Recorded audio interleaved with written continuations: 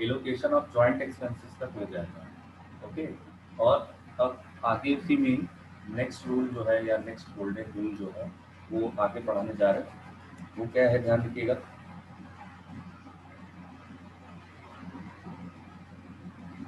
वो है आपका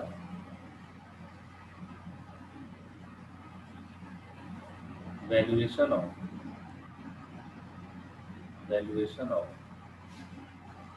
क्लोजिंग स्टॉक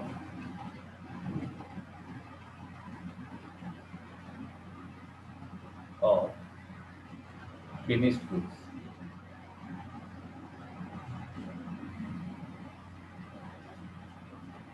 ठीक है, इसका कैलकुलेशन करना है इसमें, valuation of closing stock of finish goods. मतलब जो गुड्स क्या हो गया आपका, बन के तैयार हो गया, बिकने के लिए तैयार हो गया है, अगर उसमें से अगर कोई क्लोजिंग स्टॉक बचता है तो उसका वैल्यूएशन कैसे करें। ओके, तो देखिए ध्यान रखिएगा, दो तरीके से कैलकुलेशन करते हैं इसमें। ठीक, पहला इन यूनिट में, और दूसरा इन अमाउंट।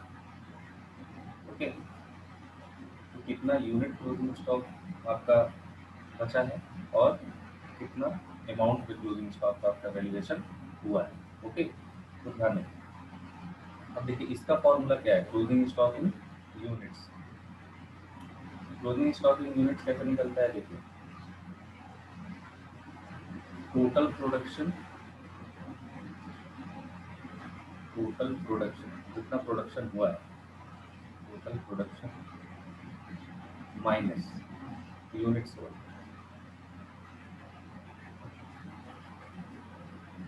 ठीक, टोटल प्रोडक्शन, जितना प्रोडक्शन हुआ है, माइनस यूनिट सोल्ड। ठीक है, यूनिट सोल्ड का फॉर्मूला जानते हैं। ओके, यूनिट सोल्ड का आप लोग फॉर्मूला क्या है जानते हैं, सभी लोग जानते हैं यूनिट सोल्ड का फॉर्मूला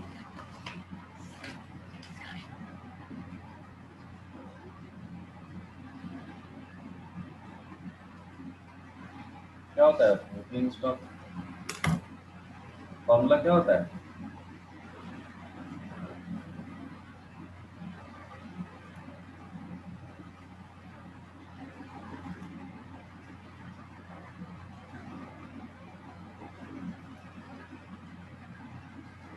यूनिट सोल्ड का फॉर्मूला सब लोग जानते हैं ना।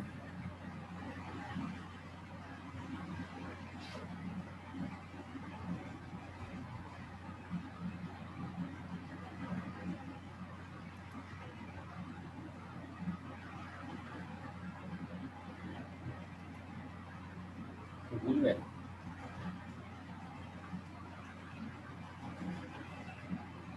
चलिए ठीक है, मैं बता दूँ। ओके, देखिए टोटल प्रोडक्शन कैसे निकालेंगे, ध्यान रखिएगा। Okay, total production, total production ये कैसे निकलता है, opening stock of finish goods, opening stock of finish goods plus new purchase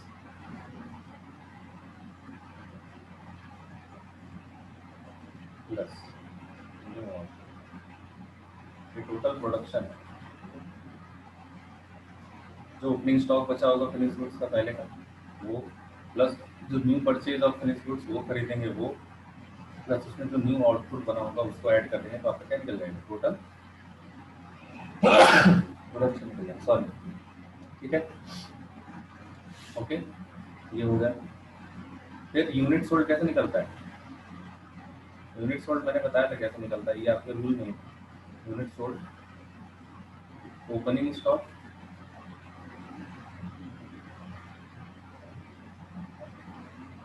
plus purchase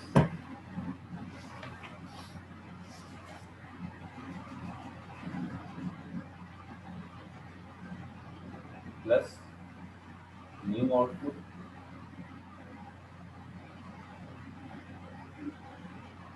minus closing stock of finish. ये बताया था ना मैंने, opening stock of finish goods. Okay, तो देखिए अब ये तो यूनिट में फॉर्मूला है, ओके, कि कैसे यूनिट में निकलता है। हाँ, वेरी गुड शुभम। ओके, कि ध्यान रखिएगा, टोटल प्रोडक्शन का फॉर्मूला क्या है आपका, opening stock of finish goods plus new purchase plus new output. Okay, same as unit sold की तरह ही है, बस उसमें क्या है, क्लोजिंग स्टॉक माइनस नहीं हुआ। ओके, क्योंकि टोटल प्रोडक्शन में सब कुछ आता है, क्लोजिंग स्टॉक भी उसके अंतर्गत ही रहता है। ठीक है, तो यूनिट सोल्ड की क्या आपका फॉर्मूला है, opening stock of finish goods plus purchase plus new output minus closing stock of finish goods. Okay, समझ में आया ये इन यूनिट में सबको?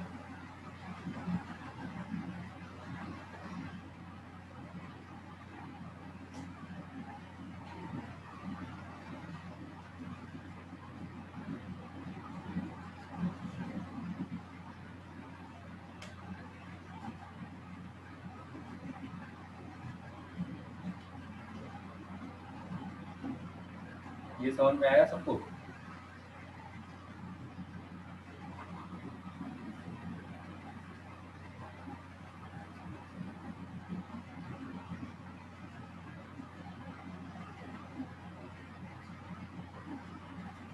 ओके,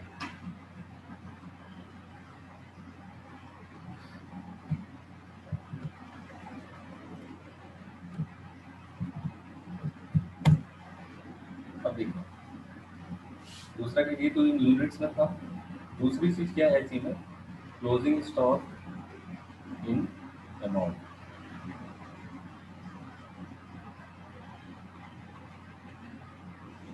ठीक, क्लोजिंग स्टॉक इन अमाउंट कैसे निकलता है, ध्यान रखिएगा, फॉर्मूला क्या है आपका, cost of production, cost of production upon output into जो क्लोजिंग स्टॉक आपका अगर यूनिट्स में दिया हो, क्लोजिंग स्टॉक इन, अच्छा कॉस्ट ऑफ प्रोडक्शन को और क्या बोलते हैं, कोई बताएगा? कॉस्ट ऑफ प्रोडक्शन को और क्या बोलते हैं?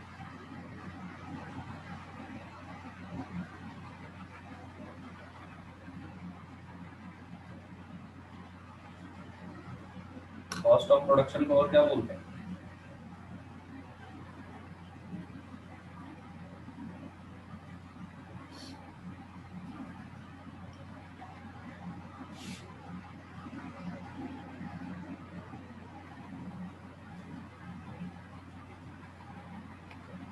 बताइए, कॉस्ट ऑफ प्रोडक्शन को और क्या बोलते हैं?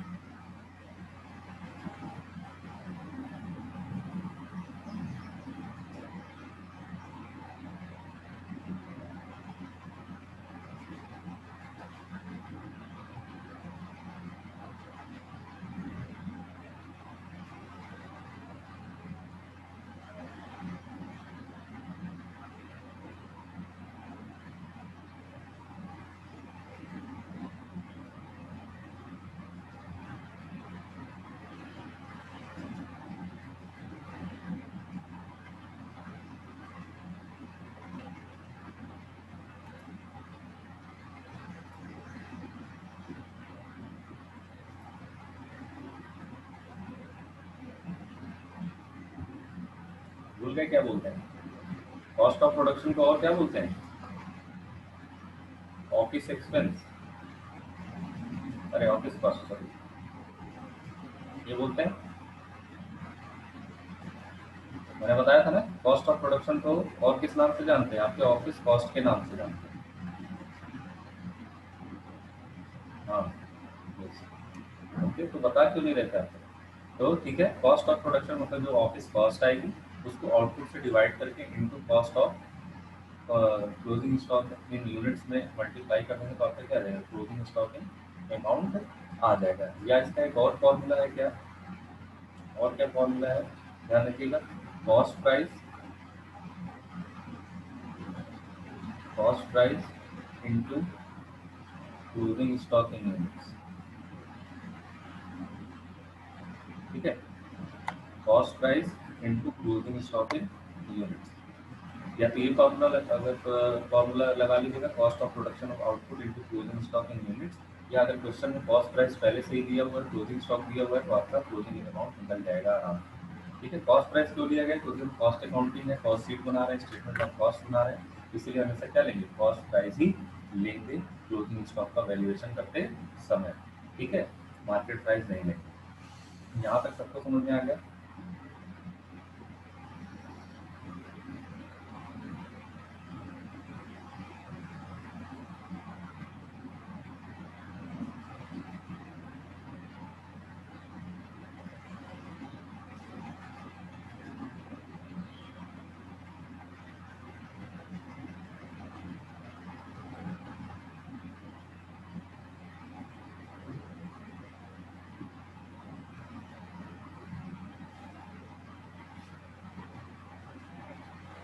यहाँ तक सबको समझ में आ गया।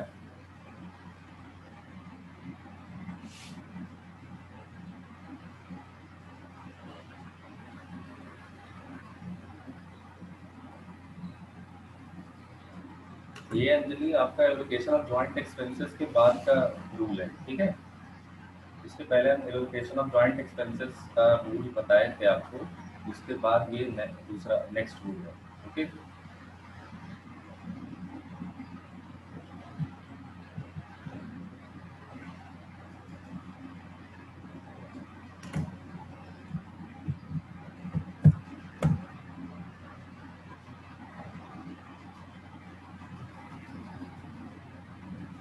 जैसे देखिए एग्जांपल में देखिए, जैसे क्लोजिंग स्टॉक इन यूनिट्स का कैलकुलेशन करना है। मान लीजिए क्लोजिंग स्टॉक इन यूनिट्स, जैसे मान लीजिए दिया है आपका ओपनिंग स्टॉक दिया, मान लीजिए opening stock of finish good मान लीजिए दिया यूनिट्स 1000 दिया। दूसरा दिया मान लीजिए new purchase of finish goods 5,000। फिर मान लीजिए दिया और आउटपुट परचेज हुआ मान लीजिए नो आउटपुट 2,000।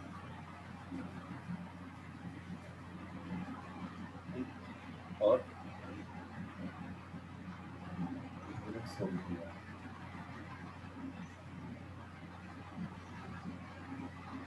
2,000। ओके, तो आपको निकालना क्या है, क्लोजिंग स्टॉक इन यूनिट्स। तो क्लोजिंग स्टॉक इन यूनिट्स का फॉर्मूला क्या है, closing stock in units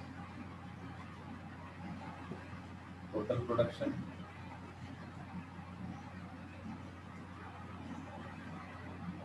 minus unit sold. Total production कितना हो जाएगा, ये तीनों जोड़ देंगे। ठीक, आपका ओपनिंग स्टॉक कितना है 1,000 plus new purchase 5,000 plus output आपका 2,000 माइनस यूनिट सोल्ड कितना 2,000, कितना आ जाएगा 8,000 ये हो जाएगा माइनस 2,000 का हो जाएगा क्लोजिंग स्टॉक इन यूनिट्स है। ठीक, मतलब इतना हमारे पास सामान था और उसमें से बिका कितना, केवल 2,000 यूनिट बिका, तो आपका कितना क्लोजिंग स्टॉक बच गया, 6,000 क्लोजिंग स्टॉक इन यूनिट्स में बच गया। ओके, समझ में आ गया क्लोजिंग स्टॉक इन यूनिट्स।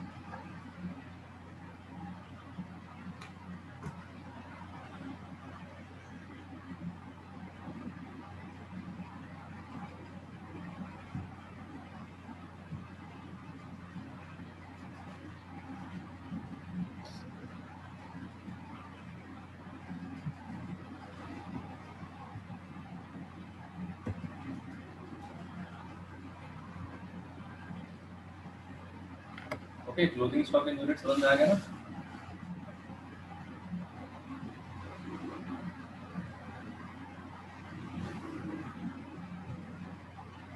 इसी तरह आपका ध्यान रखिएगा, क्लोजिंग स्टॉक इन अमाउंट निकालना होगा। हाँ, ठीक है। इसी तरह आपका अगर क्लोजिंग स्टॉक इन अमाउंट मान लीजिए निकालना होगा, लोग क्या करेंगे, आपका कॉस्ट ऑफ प्रोडक्शन या ऑफिस कॉस्ट दिया होगा, मान लीजिए कॉस्ट ऑफ प्रोडक्शन मान लीजिए आपका 50,000 और आउटपुट मान लीजिए दिया है 10,000 और क्लोजिंग स्टॉक।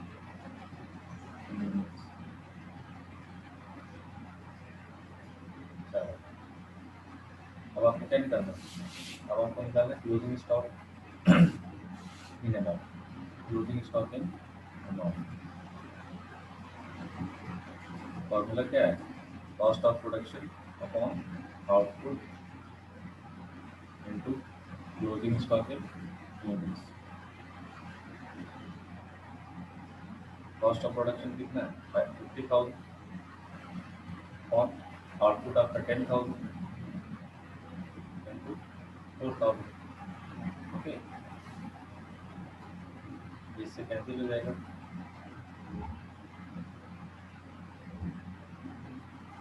अमाउंट में कितना है,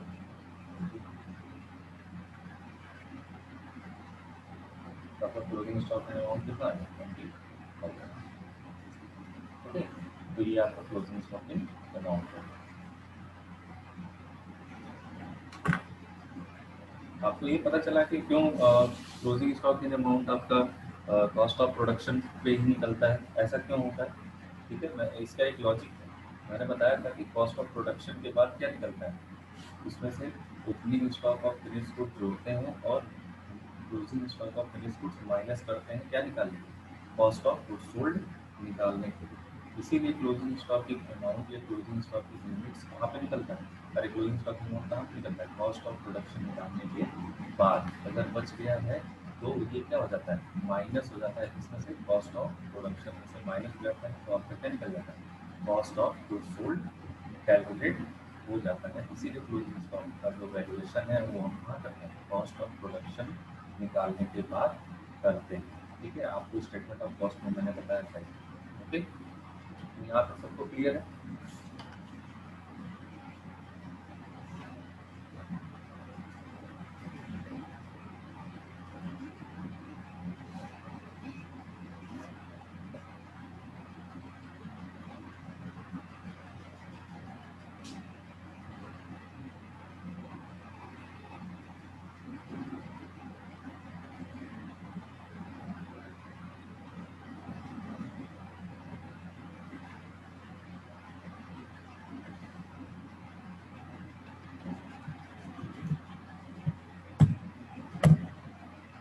यहाँ तक सबको क्लियर है, तो मैं आगे बताऊँ न्यू रूल,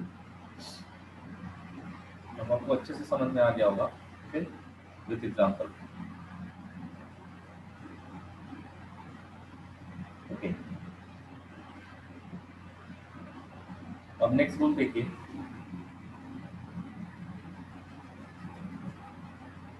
आपको इसमें एक स्टेटमेंट ऑफ कॉस्ट में एक आया था क्या, मैंने उसको कई बार बोला था कि मैं बताऊंगा, raw material consume, raw material consume.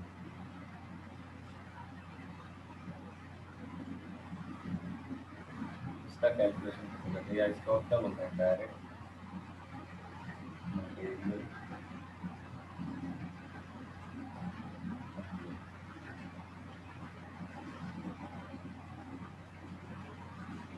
ठीक है, ये रॉ मटेरियल कंज्यूम या डायरेक्ट मटेरियल कंज्यूम कैसे निकालते हैं, ध्यान रखिएगा। इसका जो फॉर्मूला है काफ़ी बड़ा है। ठीक है, तो थोड़ा सा अच्छे से उसको याद रखिएगा। देखिए, opening stock of raw material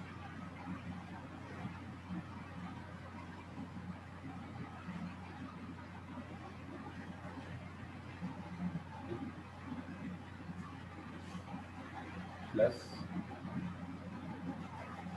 purchase of raw material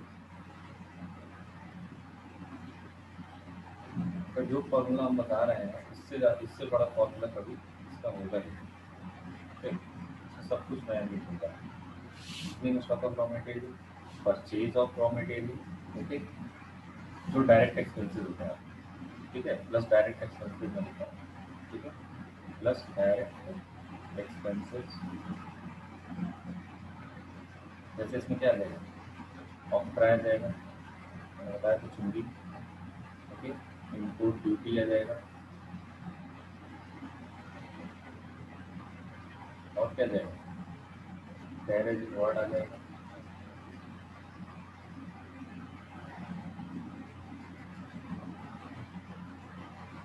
ये सब चीज़ें। अच्छा, इसको भी क्या करेंगे, प्लस कर देंगे, ओके। इतना प्लस करने के बाद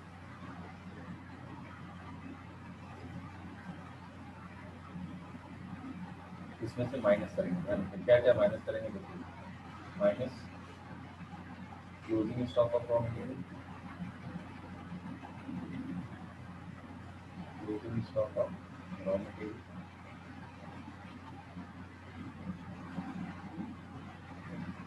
माइनस करेंगे, फिर दूसरा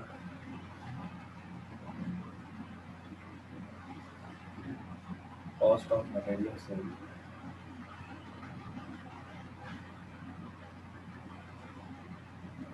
कॉस्ट ऑफ मटेरियल, इधर लिखा हूँ, ओके। इसके बाद से इधर में लिख रहा स्क्रैप ऑफ रॉ मटेरियल, मैंने बताया था ना स्क्रैप सोल्ड, तो वही scrap of raw material, okay. फिर normal loss and as normal loss,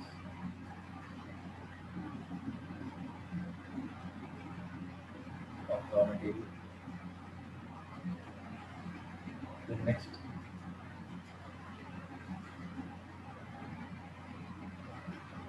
by product, by product of raw material,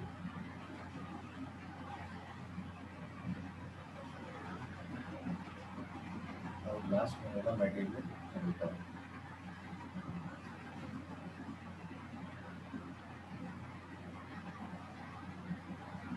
okay. इतना तक इस इतना बड़ा आता नहीं है कभी, ठीक है, लेकिन अगर मान लीजिए कभी आ गया रॉ मटेरियल निकालने के लिए, ओके, तो आप इतने फॉर्मूले से क्या करेंगे, निकाल लेंगे, ठीक है। ये फॉर्मूला एक ही है, तो इसमें देखिए क्या क्या है, opening stock of raw material plus purchase of raw material plus direct expense, यही तीन चीज़ क्या होंगे, ऐड होंगे बस। इसमें आपके रॉ मटेरियल कंज्यूम निकालते समय opening stock of raw material plus purchase of raw material plus direct expenses, इन तीनों को ऐड कर देंगे और इसमें से माइनस कैसे करेंगे, जितना भी closing stock of raw material बचा होगा वो, जितना भी मटेरियल हमने सोल्ड किया होगा उसकी कॉस्ट, ओके, जितना स्क्रैप सोल्ड बच गया होगा, मतलब बचा हुआ जो भी गुड्स होगा या खराब जो गुड्स होते हैं वो माइनस कर देंगे। और क्या माइनस करेंगे, अगर कोई रॉ मटेरियल खरीदते समय, रॉ मटेरियल बेचते समय, सॉरी रॉ मटेरियल से कुछ यूज़ करते समय कोई लॉस हुआ है, चाहे वो नॉर्मल हो चाहे एम नॉर्मल हो, तो वो भी माइनस कर देंगे। कोई बाई प्रोडक्ट बच गया है, ठीक है, अगर उसका सोल्ड नहीं है तो वो, ठीक है। फिर उसके बाद आपका जो भी मटेरियल हमने रिटर्न किया है, ठीक है, जो हम परचेज करते हैं फिर उसको रिटर्न भी कभी कभी कर देते हैं जब ज़्यादा हो जाता है, ठीक है, तो उसको भी क्या कर देंगे, माइनस कर देंगे, तो आपका रॉ मटेरियल कंज्यूम निकल जाएगा। कभी आपके क्वेश्चन में इतना बड़ा नहीं आता है, ओके, लेकिन मान लीजिए कहीं कभी भी इसमें से कोई एक चीज़ आ गया, कोई दो चीज़ आ गया, दो तीन चीज़ आ गया, ठीक है, तो आपको पूरी फॉर्मूला क्या होना पड़ेगा, याद रखना पड़ेगा, ये आपको फॉर्मूले को रखना पड़ेगा, ओके, इसको आपको याद रखना पड़ेगा कि opening stock of raw material plus purchase of raw material plus direct expenses, ठीक है, फिर उसमें से क्या माइनस कर देंगे, closing stock of raw material, cost of material sold, scrap sold off raw material, फिर नॉर्मल लॉस या normal loss of raw material, फिर बाई प्रोडक्ट अगर बच गया रॉ मटेरियल का तो वो, और जितना हम मटेरियल रिटर्न करेंगे वो माइनस कर देंगे और आपका रॉ मटेरियल कंज्यूम निकल जाएगा। ये है आपका valuation of raw material consume या डायरेक्ट मटेरियल कंज्यूम, ठीक है। ये समझ में आया सबको।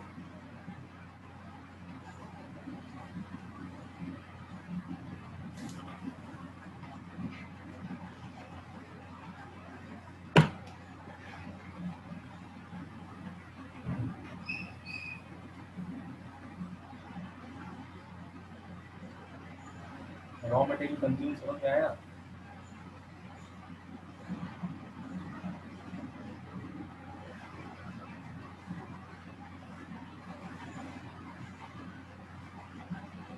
एक बार सभी लोग बोल दीजिए।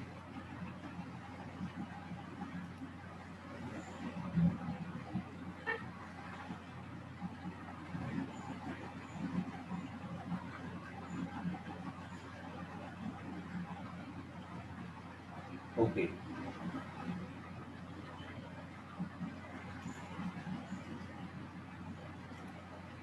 देखिए इस पे एग्जाम्पल बता देंगे तो और अच्छे से समझ में आ जाएगा। ठीक है, देखिए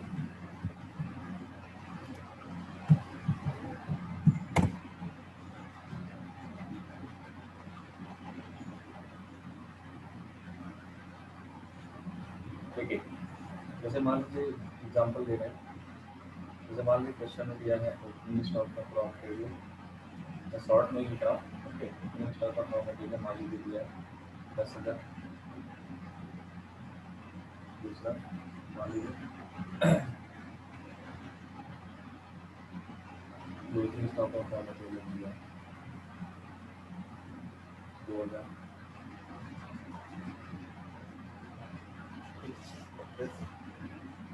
मान लीजिए परचेज दिया।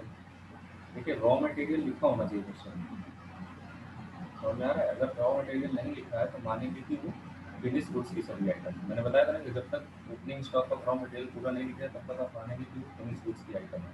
ठीक है, तो परचेज ऑफ रॉ मटेरियल मान लीजिए दिया 5,000, ऑक्ट्राई मान लीजिए दिया, ऑक्ट्राई मान लीजिए 1,000, कैरेज इन वर्ड मान लीजिए दिया है, कैरेज वर्ड 500।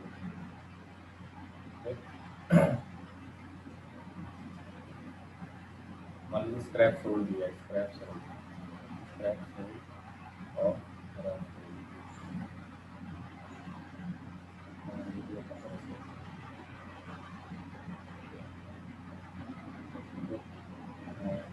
हमारे बाई प्रोडक्ट दिया हुआ है, by product of raw material और मान लीजिए material return.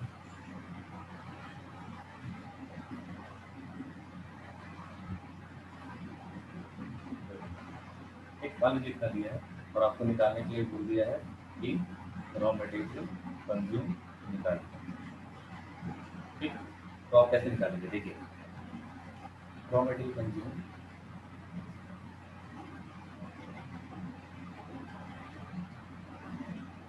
Raw material consume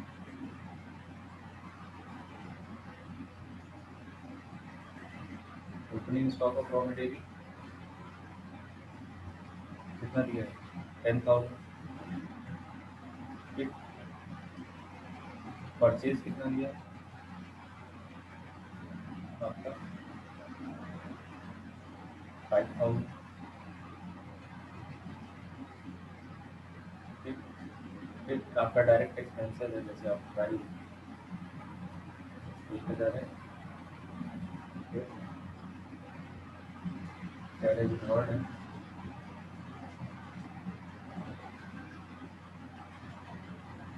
आपका 500।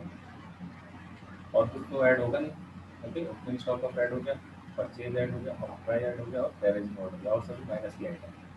ओके, तो इसको ऐड कर देंगे तो आपका कितना आ जाएगा? 10, 5, 15, 15, 16, 16,500। अब इसमें से क्या माइनस कर दें? Closing stock of raw material, ये कितना है आपका?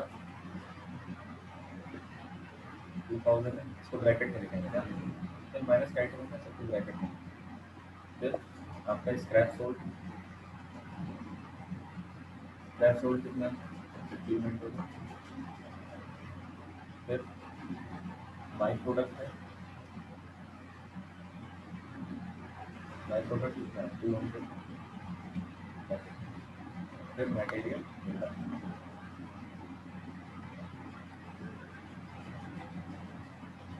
तो कितना है? 2,000। इसमें चारों माइनस का, तो आपका रॉ मटेरियल कंज्यूम आ जाएगा 2,000। प्लस 2000 4000, 4000 5500, 5700। ओके, यानी 16500 में आपको 5700 माइनस कर देंगे तो आपका कितना जाएगा?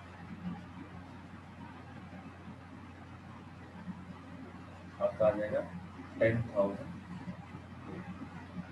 ये आपका क्या हो जाएगा? रॉ मटेरियल कंज्यूम आराम से। ओके, तो सबको समझ में आया ये?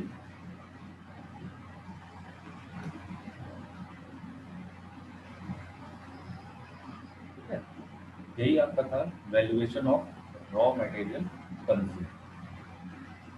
सबको समझ में आ गया?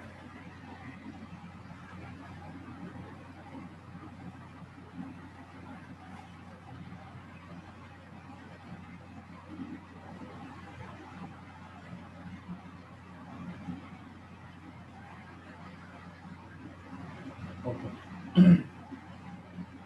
ठीक है, यहाँ तक किसी को कोई डाउट है तो पूछ लीजिए।